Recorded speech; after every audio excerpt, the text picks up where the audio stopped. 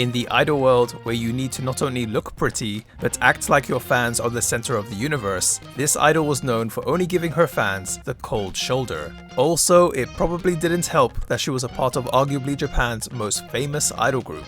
Just an attitude issue? Or was there something else going on here? Let's find out in this episode of Otaku Files as we take a look at Shimazaki Haruka. Most of us outside of Japan may not be aware of some of the more interesting personalities within the Japanese otaku landscape, so I thought I'd do a little video series and try to shed some light on these individuals. This is Otaku Files.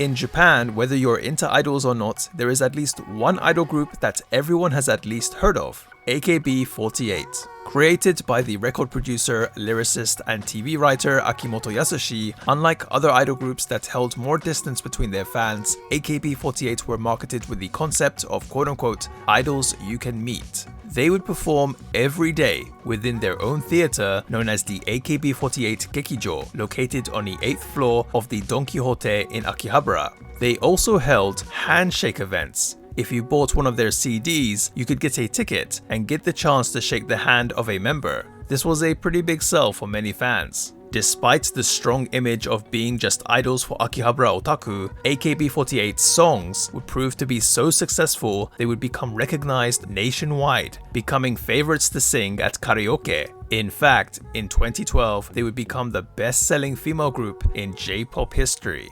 AKB48 had many popular members that were known not just within the fandom. For this video, we're going to focus on one of those members, active from 2010 to 2016, who were popular but also had a, let's say, unique reputation. Shimazaki Haruka, whose nickname is Paruru, famous for her Shio Taiyo. 島崎さん的にどのメンバーにソロデビューを語ってもらいたいですか？誰でもいいです。 Shio Taiyo directly translates as salty response. You can think along the lines of a cold or unfriendly response too, something you would never usually associate with mainstream idols. That's because what is usually expected is Kami Taiyo, or God level care and responsiveness, the complete opposite of Shio Taiyo. 続いて映ったのは島崎春ですね。島崎遥です。島崎じゃんけんで一番になった子、センターになった子です。取った子です。ちょっとなんかテンション低ない？そうですね。まあリアクション薄いですね。そうです。もともとそういう子なんや。薄いんですよね。頑張ってはいるんですけどね。 Shio Taiyo was a term that already existed within the sumo and pro wrestling worlds, but it's said that Paruru was the one that helped make it more well known generally. Having said that, apparently the Shio Taiyo label was originally slapped onto her by some haters online, in places like the anonymous messaging forum 2chan, but it would even be used within the mainstream media when talking about her. Paruru's viewed Shio Taiyo extends beyond just handshaking events too. For example, during this press conference, you can see all the members with their heads up looking like they are paying attention.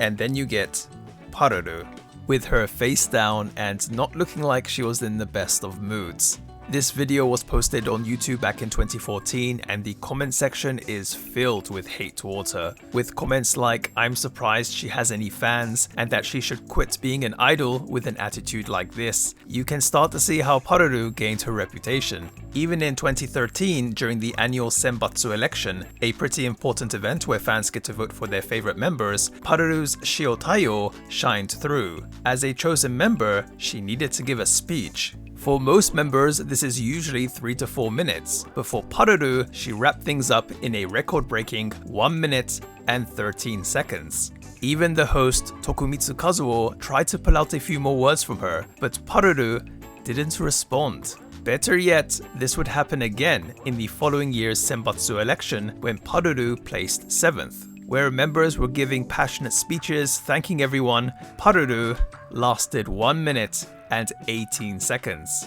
Well, at least it was 5 seconds longer than the previous year. However, there was something else she did that would shock fans. You see, after a speech, the members would usually have a short interview by the host Tokumitsu Kazuo, but instead of waiting for his questions, Paruru went back to her seat. Absolute madness. Having said all that, it turns out that Paruru just didn't have anything more to say and didn't understand why she would need to be interviewed. I mean, to be honest, I don't agree with the notion that more words equals more feeling or anything like that, and that everyone should be free to dictate how long they want to talk, but that's just the way it is. Now, with Paruru being viewed as someone who doesn't really care about being an idol or appreciating her fans, one needs to ask, was that really the case? As opposed to her seemingly defiant image, as a kid, Paruru describes herself as a crybaby. Up until her 4th year of elementary school, she made her mother go with her when she went to school. In Japan, usually kids would be going to school by themselves from around their 1st or 2nd year. Paruru also mentioned how even in elementary school, she would really care about what others were thinking, focusing on things like facial expressions. She also studied hard, feeling down if she got anything less than a perfect score on a test. Apparently, she even helped her classmates with their studies too. Wow. Also, growing up with animals around her, Paruru's dream as a kid was to be a veterinarian. Her reason for turning to the idol path, though, might surprise you. It turns out Paruru wasn't having a good time at school. Although she doesn't go into detail, these feelings most likely developed around the time she was in high school. How do I know this, and why is this relevant, you ask? Well, in a YouTube video, she talks about how she no longer wanted to be in school and figured the only industry that would let her work around that age was the entertainment industry. One of her classmates just happened to invite her to take the AKB48 audition set up around that time and saw it as her chance. Paruru was in high school when she took that audition.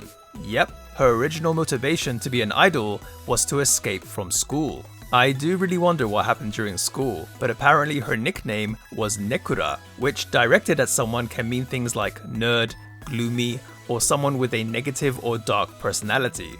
I think that says a lot. But it wasn't like she had no interest in idols. Through her friends' influence, she did get into them. However, she never imagined that she herself could really become one and was shocked when she found out she had passed the audition. Just note though, she didn't drop out of high school, doing both her idol activities and going to school at the same time. But she apparently had a rough time balancing both, and was even close to being expelled at one point. Now, some of you might have guessed this, but Paruru is actually a really shy person, and always has been, which can explain some things about her childhood. Turns out, she really isn't the type of person you'd usually find in a mainstream idol group like AKB48. She mentions one time she attended a dinner party with Akimoto Yasushi, but was just completely silent, and just stared at a reflection of herself through a spoon. I think you can tell why now she was so misunderstood.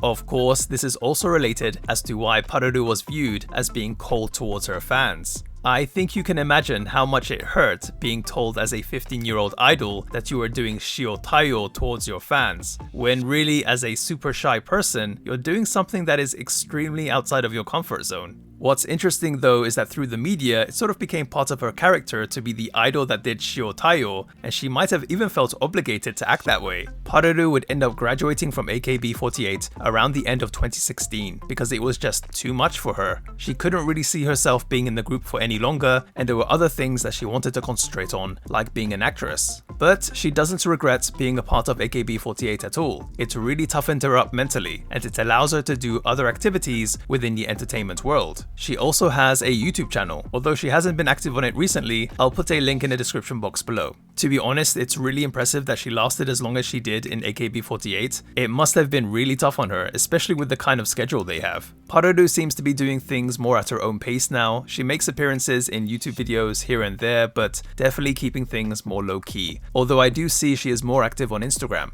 Anyway, that's going to do it for this video, guys. Thank you so much for watching and for supporting the channel. This was indeed a request. I'll be honest, I never heard of Paruru before and wasn't sure what to expect, but it was really interesting finding out that she spread the term shiotayo, because yes, that was a term I had heard of before, but I didn't know about its connection to the idol world, so learn something new. If you do have other suggestions for people or subjects related to Japan that you would like me to cover, as always, leave them in the comment section below. Thank you again, guys. Until next time, peace. Bye.